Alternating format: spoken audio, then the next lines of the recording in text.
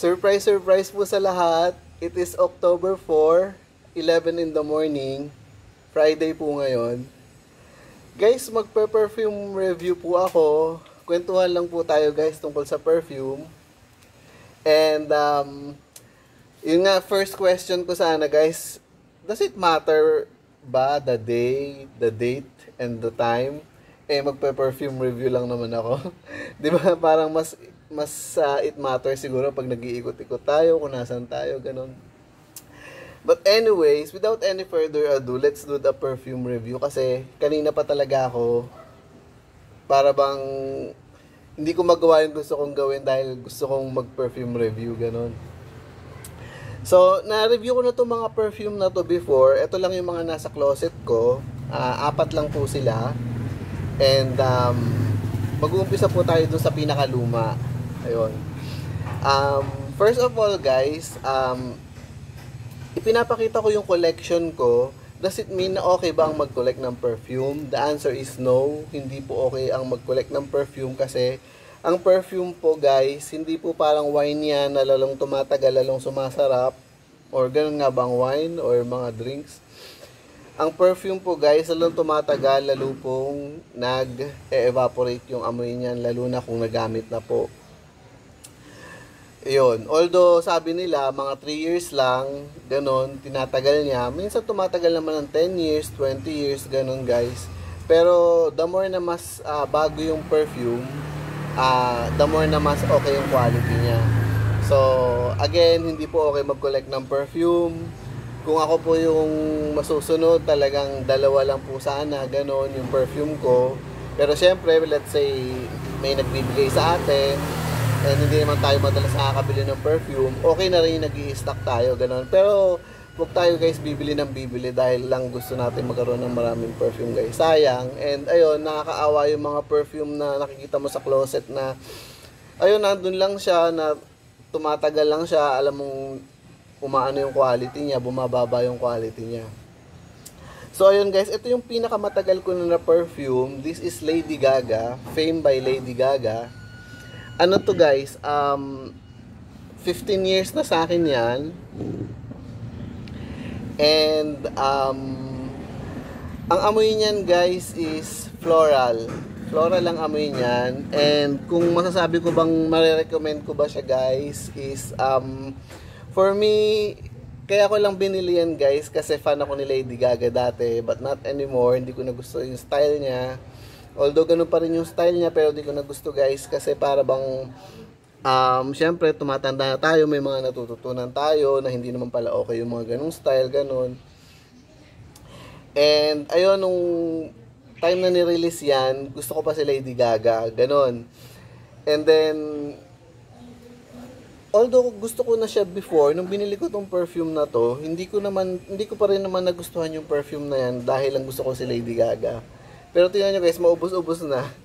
Pero kasi naman guys, sabi ko nga sa inyo, 15 years na yata yung perfume na yan. Yan yung pinakamatagal na perfume sa mga collection ko. And ayun guys, amoy ano yan, amoy floral yan. And ayun guys, may innovation yan na first perfume na black yung liquid niya. Pero hindi siya black sa skin or sa, actually hindi ko alam kung sa damit black siya. Ayun guys, nakakahilo. In short, nakakahilo yan guys, kaya hindi ko nagustuhan. Pero, mahilig din ako guys sa mga pabango na matatapang. So, ayun, occasionally ginagamit ko siya, ganun.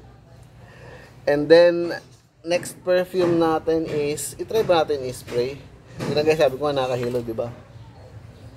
Next is, yun nga, diba, from pinakamatagal tayo na pabango. So, eto guys. Yung Lady Gaga is 15 years. This is like 10 years na sa akin. This is Kelly Kalesh from Hermes. Parfum siya guys.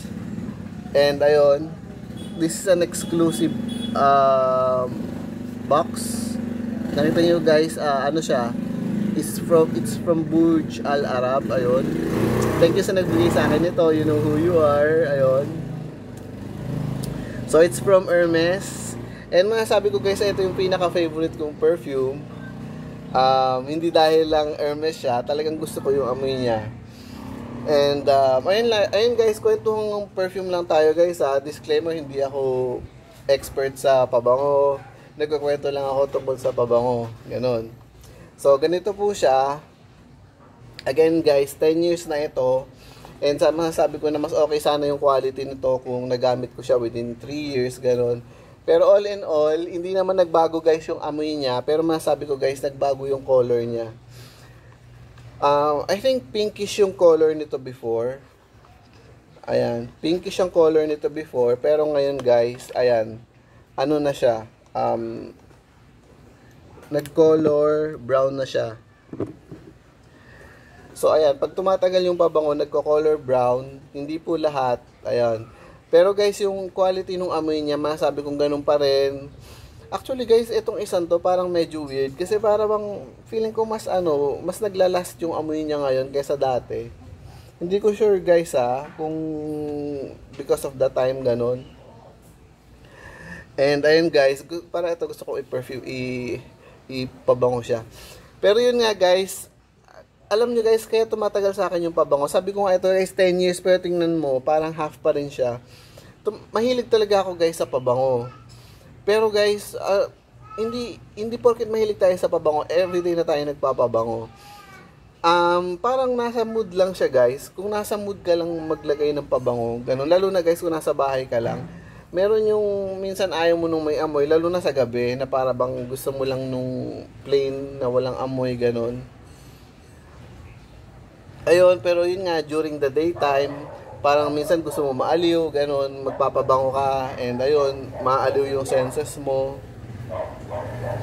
Kaya tumatagal sa akin yung pabango guys. Kaya nga sabi ko sa inyo guys, kung hindi kayo talaga mahilig sa pabango, actually kahit yung mga mahilig sa pabango, huwag kayong mag-i-stock ng pabango kasi hindi nyo naman magagamit yan. Or magamit nyo man, matagal yung bago magamit, hindi na ganun kaganda yung quality niya. So, ayun. So, this is Kelly Kalesh. Ang concentration niya is parfum. Matapang na concentration yon, pero ang pinakamatapang yata is yung extra. Ayun guys. Ano siya? France. So, alam natin na pag ang parfum is from France, yun yung pinaka-okay na quality dahil naglalast talaga siya. Katulad ngayon guys, parang kanina gusto ko mag-spray ng pabango, pero ayan, dahil parang uminit na naman, parang ayoko na magpabango. Ganon guys ang mood ko sa perfume. May pusang makulit. Ayan. Muna nga. And then next is eto guys. 3 years pa lang sa akin ito guys. Hermes din siya guys. Parang yung Kelly Kalesh. Hermes din siya guys. This is Voyage de Hermes. Ang concentration niya guys is pure parfum. Yung isa is Eau de Parfum. Is it Eau de Parfum? Muning wag ka dyan. Yes, Eau de Parfum. And then guys, ito is pure parfum. So mas matapang ang concentration nito guys. And gusto ko rin yung amoy nito guys. Ayun. Guys, again, paulit-ulit na sinasabi ko, tag-ulan ngayon.